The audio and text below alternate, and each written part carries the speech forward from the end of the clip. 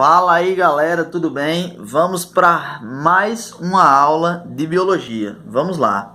E assim, na última aula a gente falou sobre vírus e agora o nosso assunto é o assunto de algas.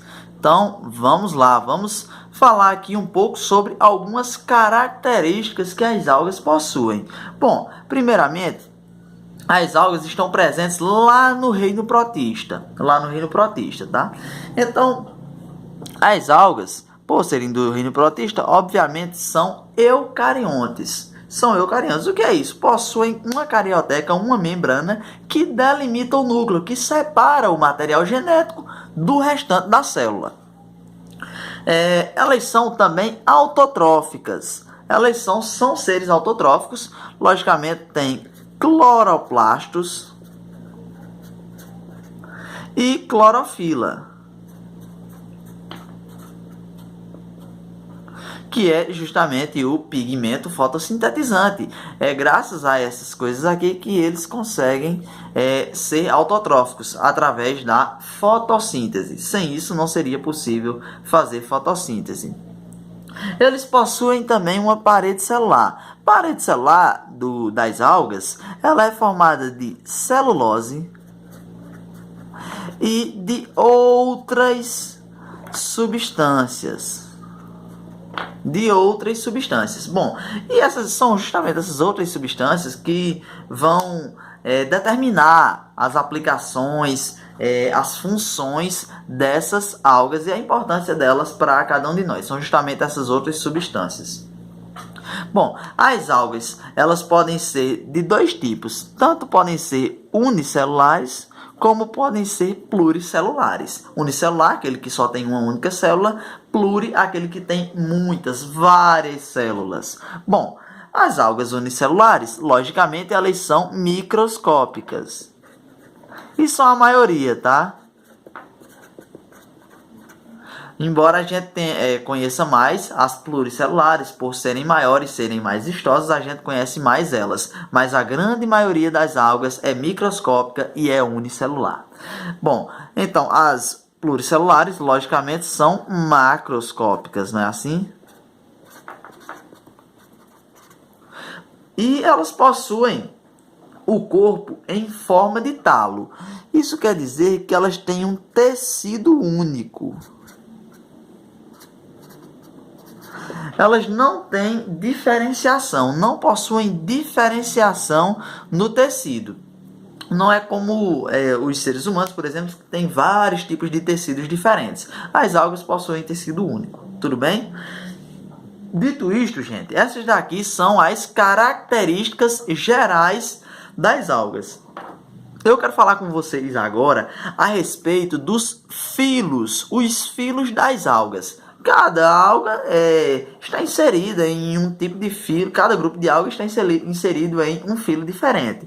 E cada filo possui suas características, suas particularidades, suas especificidades. Bom, então falaremos aqui do primeiro filo, que é o filo da euglenófita. E vejam só que coisa interessante, as euglenófitas não possuem parede celular. Elas não possuem parede celular. E na ausência de luz, porque são autotróficas, né?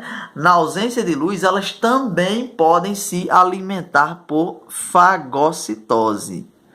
Então, veja só vocês, elas são autotróficas, só que elas têm uma outra forma de alimentação possível, que é a fagocitose. O que é fagocitose? Fagocitose é o englobamento de partículas sólidas. Por exemplo, aqui é uma partícula sólida. Minha mão é uma alga. A alga vem e engloba essa partícula e passa a se alimentar dela. Tudo bem? Isso é o processo de fagocitose, que é realizado no filo das euglenófitas. A gente tem um outro filo aqui, muito conhecido também, muito importante, que é o filo das crisófitas, também chamadas de diatomáceas. É o nome mais popular, mais conhecido delas.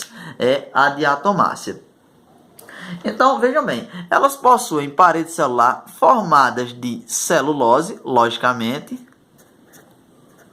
e sílica. Essa sílica é uma estrutura que parece muito com as carapaças dos crustáceos. Ela permite fazer grandes artesanatos, tem um ótimo uso comercial, uma ótima aplicação comercial, digamos assim. E também são unicelulares e a maioria delas está habitando ambientes marinhos. Habita ambientes marinhos, tudo bem? Nós temos aqui também o filo das dinoflageladas. São essas mesmas que compõem a grande e maior parte do fitoplâncton. O que é isso? É como se fosse as plantas que vivem na água. É como se fosse, porque eu digo é como se fosse, porque não é uma planta, é uma alga. Não faz parte do reino planta, tá certo? Está inserido dentro do grupo das algas.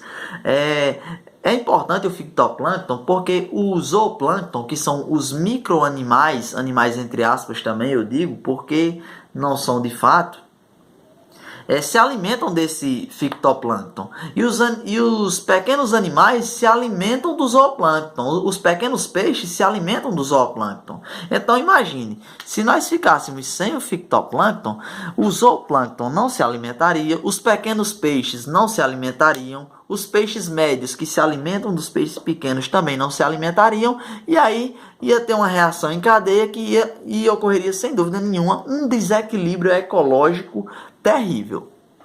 Bom, mas as dinoflageladas, elas são realmente conhecidas, e isso daqui cai demais na prova, essa questão da maré vermelha. Elas fazem um fenômeno denominado maré vermelha. O que acontece? Quando essas algas elas têm uma alta proliferação,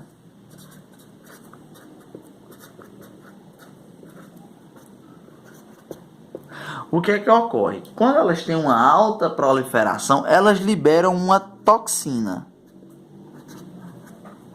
Essa toxina acaba por produzir uma coloração vermelha que se espalha pela água do mar. O problema é que moluscos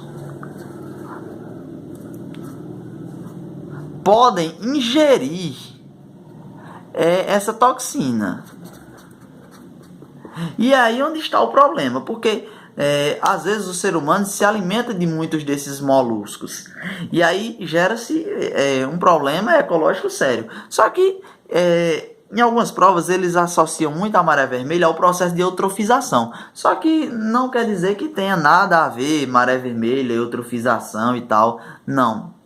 São processos distintos e independentes. Mas as pessoas associam pelo fato de gerar esse aumento da proliferação dessas algas. Pessoal, eu vou ficando por aqui nesse vídeo para que ele não fique muito longo, nem muito pesado. Vou dar continuidade já de imediato no próximo vídeo com os próximos filos de algas e ainda veremos a reprodução dessas algas. Um abraço e até logo!